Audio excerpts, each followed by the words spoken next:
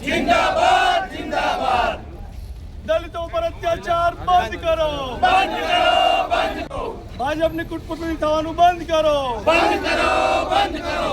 भ्रष्टाचारी पोलीस हाय हाय, हाय हाय हाय हाय, हफ्ताखोर पोलीस हाय हाय। થોડા દિવસ પહેલા રાજકોટમાં એક દલિત યુવકને ક્રૂરતાથી મારી નાખવામાં આવે છે। એના પછી હોસ્પિટલની બહાર દલિત સમાજ વિરોધ પ્રદર્શન કરે છે, મૃતદેહ સ્વીકારવાની ના પાડે છે। પોલીસ અને દલિત સમાજના યુવકો જે હોસ્પિટલ આવ્યા હતા એની વચ્ચે ઘર્ષણ થાય છે। એના પછી પોલીસ 3 લોકોની ધરપકડ કરે છે।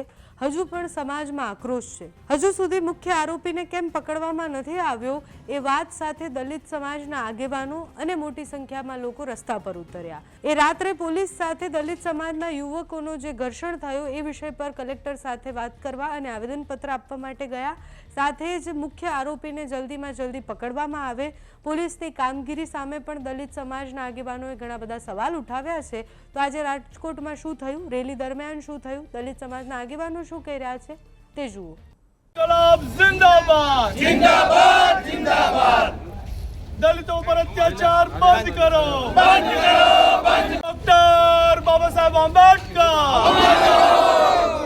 डॉक्टर बाबा साहेब आंबेडकर, इनकलाब ગઈકાલની જે ભાવેશભાઈ વાણવી નામના અનુસૂચિત જાતિના નિર્મમ હત્યા કરવામાં આવેલી, જે અનુસંધાને પોલીસ ખાતાને અમે વિશ્વાસમાં લઈ કે સાહેબ ગણતરીની કલાકોમાં તમે આરોપીની ધરપકડ કરો, જે ન્યાયની માંગણી માટે અમે રજૂઆત કરતા હતા। જે અમારા સમાજના આગેવાનો ઉપર પોલીસે ખોટા ગુના નાખી અને ફરજ પર રોકાવટના જે કંઈ રાયોટિંગના ગુના નાખવામાં આવેલા, જે અનુસંધાને સીપી સાહેબને આજે રજૂઆત કરવા માટે આવ્યા છે। અને ખાસ કરીને અનુસૂચિત જાતિના લોકો સાથે જ કેમ આવવું, જે થાનગઢની અંદર ખુલ્લેઆમ ગોળીઓથી હત્યા કરવામાં આવેલી, એસઆઈટીની રચના કરવામાં આવેલી, એસઆઈટીનો રિપોર્ટ સોંપવામાં આવ્યો ગૃહમાં, હજી આ સરકાર વિચારણામાં છે તો ક્યાં સુધી આ વિચાર કરશે? આમ નામ રોજ બરોજ દલિતો ઉપર અત્યાચાર થાય છે, દલિતોને માનભંગ થાય છે, દલિતોને દારૂ ભાંડવામાં આવે છે, દલિતોની ખુલ્લેઆમ હત્યાઓ કરવામાં આવે છે। તો આજે દલિતોની અંદર એક રોષ હતો, રોષની સાથે સાથે અમે એક માંગણી હતી, અમારી માંગણીની સાથે અમારા આગેવાનોને રાયોટિંગના ગુનામાં નાખવામાં આવેલું, જ્યારે પોલીસ અને લોકો સાથે જે ઘર્ષણ થયું, જે અનુસંધાને અમે સીપી સાહેબને રજૂઆત કરીએ છીએ સાહેબ આ આગેવાનો ઉપર કેવી રીતે? જો લોકશાહીની અંદર સ્વતંત્ર છીએ અમે, તો અમે ક્યાંય પણ કાંઈ પણ તમારી પાસે માંગણી કરી શકીએ, આંદોલન પણ કરી શકીએ, અને શાંતિપૂર્ણ આંદોલન હતું તો એને વેરવિખેર કરી અને રાયોટિંગના ગુનાઓ 4-5 લોકો ઉપર નાખવામાં આવેલા છે। માટે અમે સીપી સાહેબને રજૂઆત કરવા માટે આવ્યા છે કે સાહેબ આ ખરેખર નિંદનીય છે, આ ખોટું છે।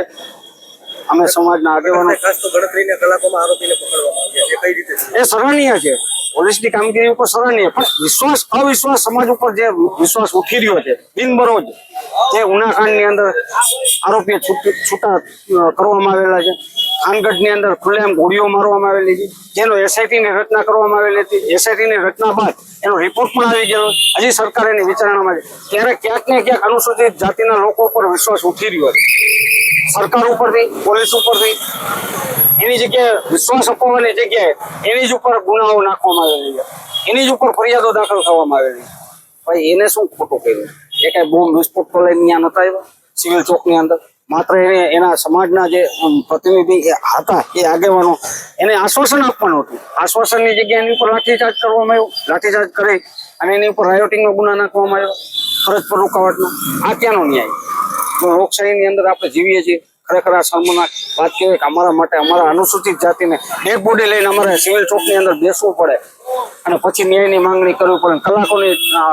કલાકોમાં જ જો પોલીસ એક્શન મોડમાં આવી અને આરોપીઓની ધરપકડ કરતી હોય, ઠીક છે, જે મેટરની અંદર શું હતું, કેવી રીતે ઘટના બની, કેવી રીતે મર્ડર થયું, એ વિશે તપાસવું પડશે, બરોબર? અમે એમાં નથી કહેવા માંગતા, પણ ખરેખર આ રાજકોટની અંદર લોકો ઉપરથી, પોલીસ ઉપરથી જે વિશ્વાસ ઉઠી રહ્યો છે એ વિશ્વાસને કાયમ કરવા માટે આજે સીપી સાહેબને મળવા આવ્યા છે કે સાહેબ આ રીતનું વલણ યોગ્ય નથી, માટે જય ભારત।